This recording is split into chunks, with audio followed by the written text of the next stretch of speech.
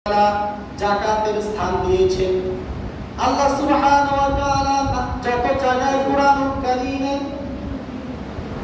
নামাজের কথা বললেন তার সাথে সাথে তিনি যাকাতের কথা বললেন।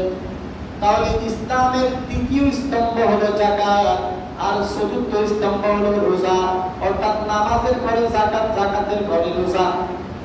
কথা বুঝে আসছে? আল্লাহ বললেন আকিমুস সালাত ওয়া আতুজ যাকাত, আকিমুস সালাত নামাজ কায়েম করো, নামাজ প্রতিষ্ঠা করো। এরপরে বলেন ওয়া আতুজ যাকাত, যাকাত দাও।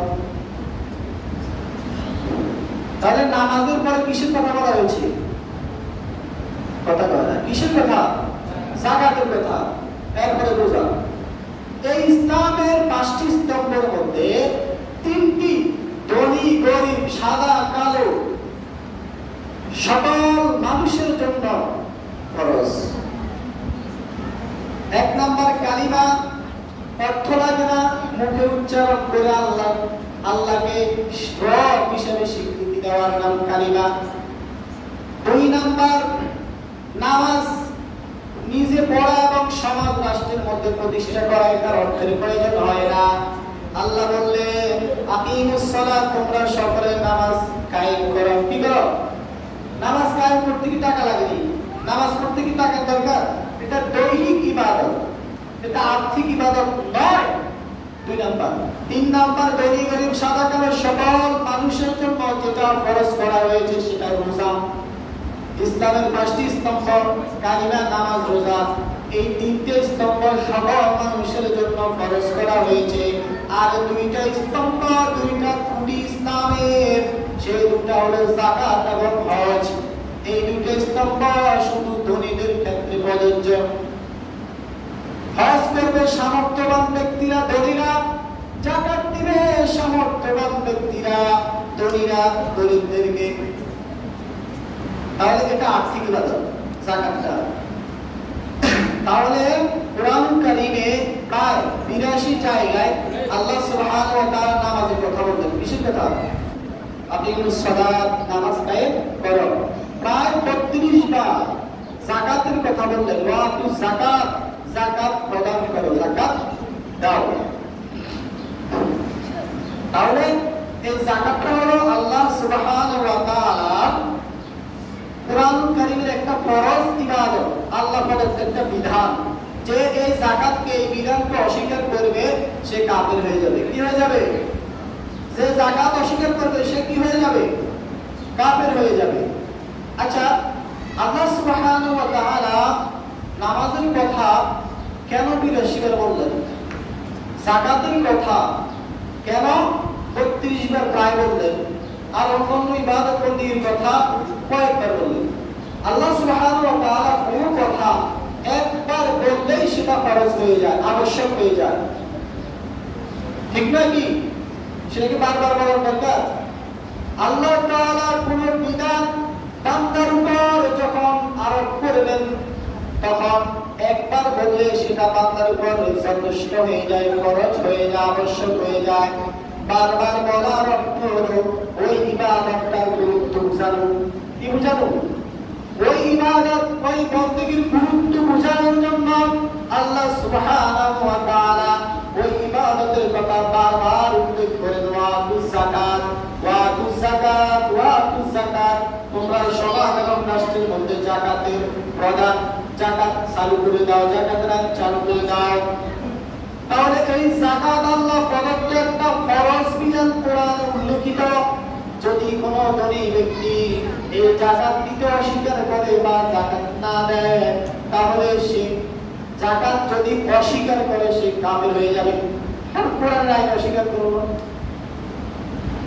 তাহলে কারণ আসলে যাকাত আমরা কিভাবে দিব? এটা কিন্তু বিশাল লম্বা একটা আলোচনা, সংক্ষেপে আমি বলবো। কয়েকটি সম্পদের যাকাত দিতে হবে, যাকাত না দিলে কি পরিণতি হবে, এবং কোন কোন খাতে, কোন কোন জায়গায় যাকাত দিতে হবে, সামান্য কয়েকটি টপিক নিয়ে আলোচনা করবো ইনশাআল্লাহ। তাহলে যাকাত গরিবদের কাছ থেকে নেওয়া হবে, গরিবদেরকে দিবে। এই যাকাত হচ্ছে গরিবদের হক এবং অধিকার। এই যাকাত কাদের হক? গরিবের হক, অধিকার। আর গরিব সম্পদ থেকে দেওয়া হবে।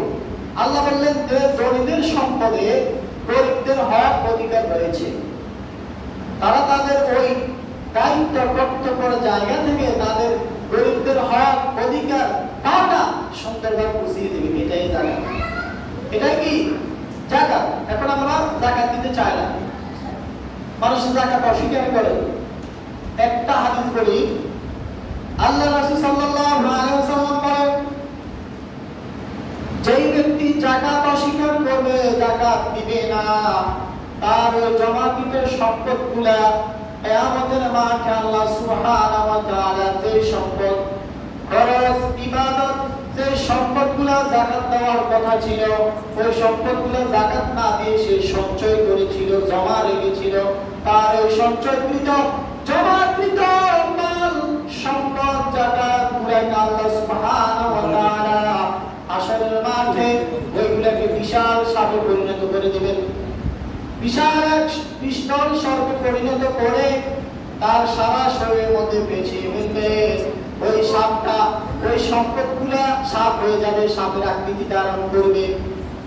তার ওই জমাকৃত অর্থ সম্পদগুলা সাপের আকৃতি ধারণ করে তার সমস্ত শরীরকে পেঁচিয়ে ফেলবে এবং তার কপালের মধ্যে ওই সাপ দংশন করতে থাকবে আর বলতে থাকবে, আনা মালুকা আনা কানজুকা, আমি তোমার সঞ্চয়কৃত মাল, আমি তোমার সঞ্চয়কৃত সম্পদ। নাউজুবিল্লাহ বলবেন না? নাউজুবিল্লাহ বলবেন না? তাহলে ওই সাপটা তার এই সঞ্চয়িত অর্থ সম্পদগুলা সাপে পরিণত হয়ে তাকে দংশন করবে। আর ওই সাপ বলবে কি, আনা মালুকা আনা কানজুকা, আমি তোমার সম্পদ, আমি তোমার সঞ্চয়কৃত, সেই সঞ্চয়কৃত জমাকৃত মাল। একবার আরেকটা আল্লাহর হাবিব সাল্লাল্লাহু আলাইহি ওয়াসাল্লাম বলেন, তার এই সম্পদগুলোকে আল্লাহ সুবহানাহু ওয়া তাআলা একটা লোহার আকৃতি, তামার আকৃতিতে দিবেন। সবগুলো সম্পদ এক জায়গায় জমা করে লোহা গলিত করে সেটাকে লোহা বানাবেন, তামা বানিয়ে সেটাকে গরম করে তার কপালে, তার পিঠের মধ্যে, তার শরীরের মধ্যে চেক দেওয়া হবে, চেক তাপ দেওয়া হবে তার শরীরে। এই সম্পদগুলোকে আল্লাহ জমা করে কি করবেন, লোহা তামায় পরিণত করবেন, করে তার শরীরের মধ্যে, তার কপালে, পিঠে, সারা অঙ্গের মধ্যে চেক দেওয়া হবে এই সম্পদগুলো। তাহলে এই দুটো হাদিস যদি আমাদের জন্য শিক্ষণীয় হয়, এটাই যথেষ্ট। অথচ অনেক মানুষের উপর যাকাত ফরজ, যাকাত আদায় করে না। যাকাত ফরজ হয়ে আছে, হিসাব করে সুস্থ সঠিক বন্টন করে যাকাত দেয় না। যাকাত নাই, সমাজেও নাই, রাষ্ট্রীয়ভাবেও যাকাতের কথা নাই। যদি রাষ্ট্রীয়ভাবে, সামাজিকভাবে যাকাতের ইসলামিকভাবে, রাষ্ট্রীয়ভাবে, সুস্থভাবে, সুন্দরভাবে বন্টনের সিস্টেম থাকতো, কোনো মানুষ দরিদ্র থাকতো না, কোনো মানুষ ফকির থাকতো না, মিসকিন থাকতো না, যদি যাকাতের সুস্থ বন্টন থাকতো। আল্লাহ বললেন না, সূরা হজ 41 নম্বর আয়াত, যে ইসলামী রাষ্ট্রের প্রধান যদি কাউকে আমি বানাই, তার সর্বপ্রথম কাজ হলো নামাজ কায়েম করা, দ্বিতীয় কাজ হলো যাকাত প্রতিষ্ঠা, যাকাত প্রদান করা। দ্বিতীয় কাজ কি? যাকাত প্রদান করবে রাষ্ট্রীয়ভাবে, সে যাকাত ব্যবস্থায় যাকাত আদায় করবে, দরিদ্র থেকে আবার দরিদ্রের মধ্যে রাষ্ট্রীয়ভাবে বন্টন করে দিবে, স্বাবলম্বী করে দিবে সবাইকে, যেন পরবর্তী কয়েক বছর পরে কোন যাকে যাকাত দিত সে যাকাত দেওয়ার উপযুক্ত হয়ে যায়। এভাবে তাকে স্বাবলম্বী করে দেওয়ার কথা বলা হয়েছে। অথচ আমরা কি করি, যাকাতের গামছা, শাড়ি, লুঙ্গি কিনে আমরা বিতরণ করে দিই, একবার দুইবার করার পরে, দৌড়ার পরে সেটার আর অস্তিত্ব থাকে না, সেটার অস্তিত্ব শেষ। এভাবে যাকাত মন করা। আল্লাহর প্রত্যেকটা ইবাদত বন্দেগী সুস্থ সফলতার সাথে সুন্দরভাবে আদায় করতে হবে। আল্লাহর দেখানো রীতিনীতি, পদ্ধতি, বিধান অনুযায়ী, রাসূল সাল্লাল্লাহু আলাইহি ওয়াসাল্লামের শিখানো পদ্ধতি অনুযায়ী বন্টন করতে হবে। মন গড়া দিলে চলবে না। তাহলে যাকাত না দেওয়ার পরিণতি, এই দুটো হাদিসে যথেষ্ট। যাকাত যারা দিবে না, আরেকটা কোরআন আয়াত শুনি, আল্লাহ তাআলা কোরআনুল কারীম বলেন, মা সালাকাকুম ফি সাকার, জাহান্নামের একটি স্তরের নাম হলো, একটি জাহান্নামের নাম হলো সাকার। ওই জাহান্নামবাসীদেরকে ফেরেশতারা জিজ্ঞেস করবে, মা সালাকাকুম ফি সাকার, তোমরা কেন জাহান্নামে আসলে? তোমরা কেন সাকার নামক জাহান্নামে আজকে আসলে? ফেরেশতারা ওই জাহান্নামীকে জিজ্ঞেস করবে। তখন ওই সাকারবাসী জাহান্নামী বলবে, ক্বালু লাম নাকু মিনাল মুসাল্লিন ওয়া লাম নাকু নুতঈমুল মিসকিন। ওই সাকারবাসী জাহান্নামী বলবে, আজকে আমি জাহান্নামে আসার কারণ দুইটা। এটা ক্বালু লাম নাকু মিনাল মুসাল্লিন, আমি নামাজ পড়তাম না, আমি মুসল্লি ছিলাম না, আমি নামাজ আদায় করতাম না। এক নম্বর অপরাধের কারণে আমি জাহান্নামে আসলাম। দুই নাম্বার সে বলবে, ওয়ালাম নাকু নুতঈমুল মিসকিন, আমি যাকাত আমার উপরে অর্পিত যে ফরজ ইবাদত সদকা যাকাত আল্লাহ ফরজ করেছেন, সেই ফরজ ইবাদত যাকাত দিতাম না। অর্থাৎ আমি নামাজ পড়তাম না, আর গরিবের হক যেটা যাকাত সেটা আদায় করতাম না। এই জাহান্নামীদেরকে যখন ফেরেশতারা প্রশ্ন করবে, মা সালাকাকুম ফি সাকার, তখন তারা বলবে, ক্বালু লাম নাকু মিনাল মুসাল্লিন ওয়া লাম নাকু নুতঈমুল মিসকিন, আমি নামাজি ছিলাম না, আর আমি আল্লাহর সাদকা যাকাত আমার উপর ফরজ ছিল, আমি সেটাও দিতাম না, এই কারণে আমি আজকে জাহান্নামে আসি। স্বীকার করবে, সে স্বীকার করবে তার মুখে জবান দিয়ে, আল্লাহ বলেন কোরআনে। তাহলে এই যাকাত যারা দিবে না, অস্বীকার করবে, তাদের জন্য ভয়াবহ কঠিন শাস্তি অপেক্ষা করতেছে। সংক্ষেপ করতেছি। এবার আসেন যে কয়টা সম্পদের যাকাত আমরা দিব। মূলত 5টি সম্পদের যাকাত দিতে হবে, 5টি। এক হলো স্বর্ণ রূপা। এক নম্বর হলো স্বর্ণ রূপা, সেটা আগ থেকেই ধরা হয়। স্বর্ণ রূপার নিসাব পরিমাণ সম্পদ 7.5 তোলা বা ভরি স্বর্ণ আর 52.5 তোলা রূপার সমপরিমাণ টাকা বা স্বর্ণ রূপা মিলিত একসাথে হলে আর টাকা যদি চন্দ্র মাসে 1 বৎসর প্রতি ব্যয়িত হয়, তাহলে তার উপর যাকাত খরচ।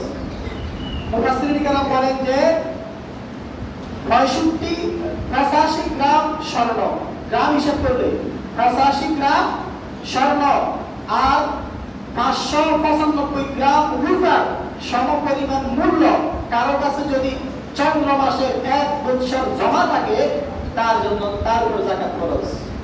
অর্থাৎ বর্তমানে 2024-25 সালে যে রূপার দামের পরিমাণ 52.5 তোলা, রূপার দাম 89 থেকে 90,000, অর্থাৎ 90 থেকে 1 লক্ষ টাকা যদি কারো কাছে থাকে, সর্বনিম্ন 90 থেকে 1 লক্ষ টাকা যদি কারো কাছে চন্দ্র মাসে 1 বৎসর পরে থাকে অতিরিক্ত, তার ভরণ পোষণ, খাদ্য, ব্যবসা, শিক্ষা, চিকিৎসা সব ভরণ পোষণ দেওয়ার পরে জিয়াদাতুন অতিরিক্ত সম্পদ যদি জমা থাকে, সেই তার উপরে যাকাত খরচ। শতে 2.5 টাকা যাকাত দিতে হবে, হাজারে 25 টাকা এবং লাখে 2.5 টাকা তাকে যাকাত দিতে হবে, তার উপরে যাকাত খরচ হয়ে যাবে। তাহলে বুঝে আসছে নগদ টাকা। 1 নাম্বার হলো স্বর্ণ রূপা, 2 নাম্বার হলো নগদ টাকা। নগদ কারো কাছে নগদ টাকা আছে, ব্যাংকে জমা আছে বা যে কোনো জায়গায় তার টাকাগুলো জমা পড়ে আছে, তার খরচ বরচ ভরণ পোষণ সব সম্পূর্ণ করার পরে অতিরিক্ত 90 থেকে 1 লক্ষ টাকা সর্বনিম্ন পড়ে আছে, তাহলে শতে 2.5 টাকা করে তাকে যাকাত দিতে হবে। 2.5%। 1 নাম্বার স্বর্ণ রূপা, 2 নম্বর নগদ টাকা সঞ্চিত, 3 নাম্বার বিচরণশীল মোট গরু ছাগল, মহিষ, এগুলার যাকাত, এগুলার যাকাত দিতে হবে।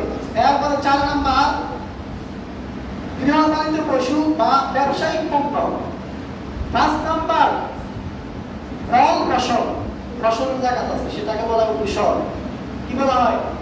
কুশল। আমরা তো মনে করি শুধু টাকা স্বর্ণের উপর যাকাত আছে, কিন্তু না, ব্যবসায়িক পণ্য যেটা আপনি ব্যবসার জন্য নিচ্ছেন সেটা, গৃহপালিত পশু, এরপরে ফল ফসল, উৎপাদনশীল ফসল যেগুলা, এরপরে স্বর্ণের উপর সমপরিমাণ টাকা, নগদ অর্থ, এই সব যাকাত দিতে হবে।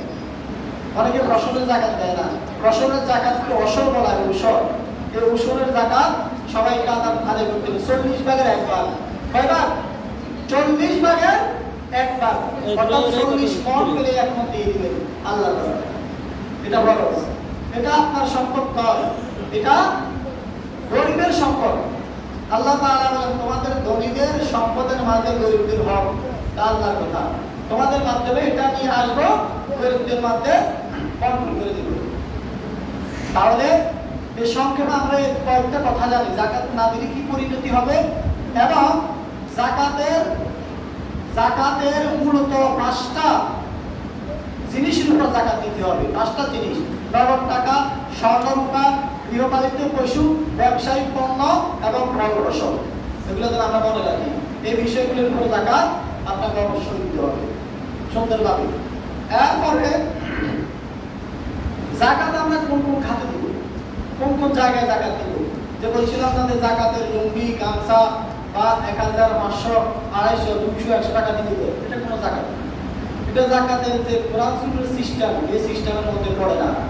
আপনি একটা লোককে 500 টাকা দিলেন, সে 500 টাকা দিয়ে সে সিগারেট খাইল। এমনও আছে যাকাতের টাকা নিয়ে মদও খায়, গাঁজাও খায়, আপনি দিতেছেন ঠিকই, কিন্তু তার উপকার হচ্ছে না। এমন ভাবে যাকাত দিতে হবে, ইসলাম বলে দিলেন সুন্দর সিস্টেম, যে এমন পদ্ধতিতে যাকাত দিবেন যাকে যাকাত দেওয়া হবে সে যেন স্বাবলম্বী হয়ে যায়, সে যেন স্থায়ীভাবে যাকাতের সমাধান পায়। যে আমি যাকাত দিলাম, যাকাতের স্থায়ীভাবে তাকে একটা রিক্সা কিনে দিলেন, একটা কর্মসংস্থানের ব্যবস্থা করে দিলেন, কোনো একটা জিনিস তাকে একটা সেলাই মেশিন কিনে দিলেন, সেটা দিয়ে কর্ম করে উপার্জন করে খাবে। যতদিন তার ওই জিনিসটা থাকবে, সদগায়ে জারিয়ে সে আপনি সব পাবেন। কিন্তু 500 টাকা, 1000 টাকা, 250 টাকা লুঙ্গি, গামছা, এগুলো যাকাতের মধ্যে পড়ে না। তাহলে 8টা খাতে যাকাত দিতে হবে, 8টা জায়গায়। 1 নাম্বার হলো আল্লাহ সুবহানাহু ওয়া তাআলা বলেন ইন্নামাস সাদাকাতু লিল ফুকারা, সূরাতুত তাওবার 7 নাম্বার আয়াতে আল্লাহ সুবহানাহু ওয়া তাআলা বলেন ইন্নামাস সাদাকাতু লিল ফুকারা। 1 নাম্বার হলো ফকির। 1 নাম্বার কে? 1 নাম্বার যাকাতের হকদার ফকির, যার নিসাব পরিমাণ সম্পদ নাই। এক কথা, যার নিসাব পরিমাণ সম্পদ কত বলছিলাম? 90 থেকে 1 লক্ষ টাকা যদি 1 বছর পরে থাকে, আপনার খাদ্য, বাসস্থান, শিক্ষা, চিকিৎসা সব যাবতীয় খরচ করার পরে অতিরিক্ত যেই টাকা, সেটাই হলো আপনার নিসাব পরিমাণ সম্পদ। এই নিসাব পরিমাণ সম্পদ যার নাই সেই ফকির।